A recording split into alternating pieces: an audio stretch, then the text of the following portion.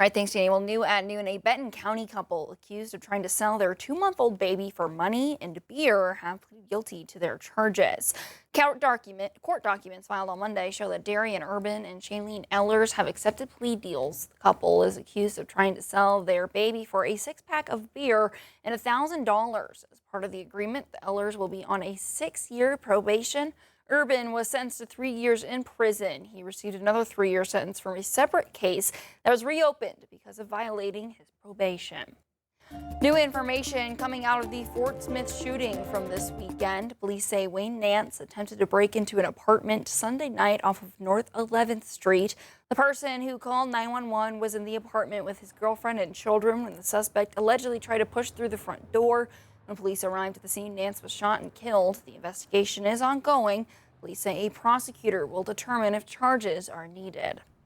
A silver alert was deactivated in Rogers for an elderly woman in dementia. She was reported missing over the weekend. At about 2:30 on Monday, police say they got a tip of doorbell camera footage matching the description of the woman.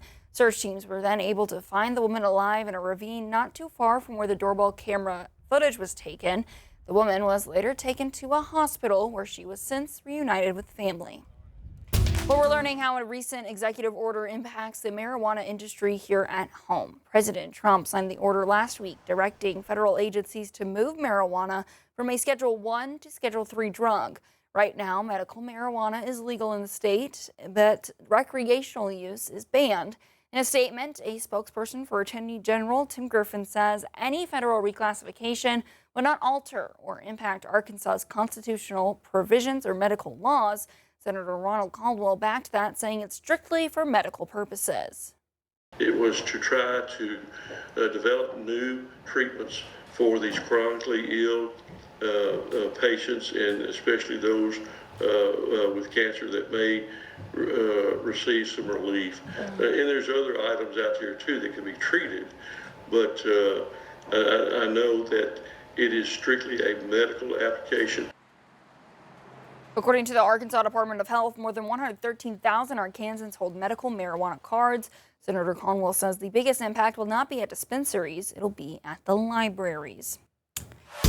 Well, leaders in Washington County have tabled a discussion on a controversial concrete plant in Prairie Grove. On Monday, the Quorum Court was set to consider a permit for the plant, but they pushed it back to next month after discussing that a certain representative for the project was not present at the meeting. More than 1,000 people have signed a petition opposing the project, citing concerns about health risks, water traffic, and quality and increased traffic. The Bentonville City Council has passed a wastewater revenue bond to help pay for major sewer expansion. As the city grows, those moving or starting development here will have to pay a fee. It covers the development of new wastewater systems and sewer lines 12 inches or larger, as the systems in place are now at capacity. Mayor Stephanie Orman says the city received a loan offer from the Alice Walton Foundation to help with funding. She says the city will not have to push any costs onto ratepayers. A local veteran is being recognized for on the national stage for his service. Crawford County native John Perrette has been selected as the Arkansas representative for the 2026 Purple Heart Patriot Project. He served in the Army from 2010 to 2014 and was wounded in combat while deployed in Afghanistan. The tribute will take the veterans to historic sites across the country, including the West Point Academy and the 9/11 Memorial. Since leaving the military, Perrette has continued serving his community as a county constable, youth sports coach, and former volunteer firefighter. Sebastian County election officials are gearing up for their first election of 2026. It's to fill the seat in the state Senate that's been vacant since the death of Gary Stubblefield. Officials held a meeting Monday where they did logistical and accuracy testing for the voting machines that will be at the 6 voting locations.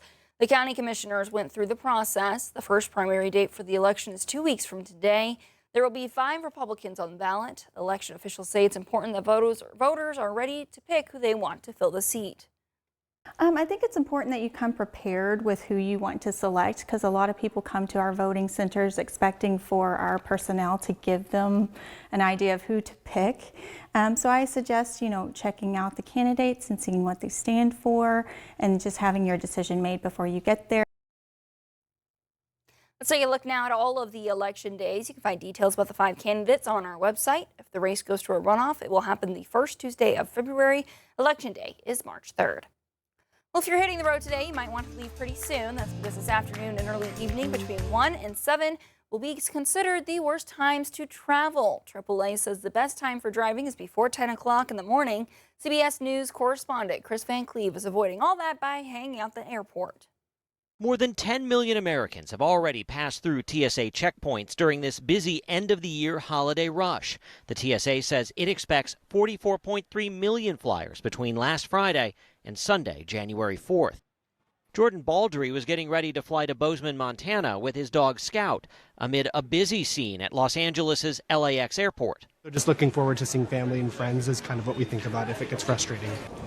At the Orlando airport, the holiday rush is a chance to stress test new technology. Flyers clearing customs are using this new walk-through biometric technology. The new scanners take a picture and verify the person's identity against their passport photo within seconds before the traveler can walk right through. Passengers are like, wow, is it finished already? Because you literally walk up to a device. It literally takes about 2 seconds, and then you're gone.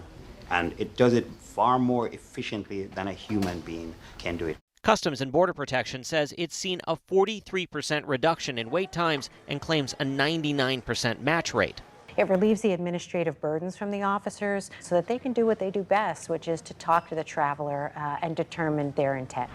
On the roads, AAA predicts a record number of nearly 110 million Americans will drive for their year-end trips. Just bring patience with you, that's like the number one thing. With heavy rain expected across California, the drive on Christmas Eve could be dicey for many along the West Coast. Now, the next real busy push, in fact, the busiest of the holiday season, is expected to be the weekend between Christmas and New Year's, with that Sunday being possibly the busiest at airports of this entire travel stretch. Chris Van Cleve, CBS News, Los Angeles.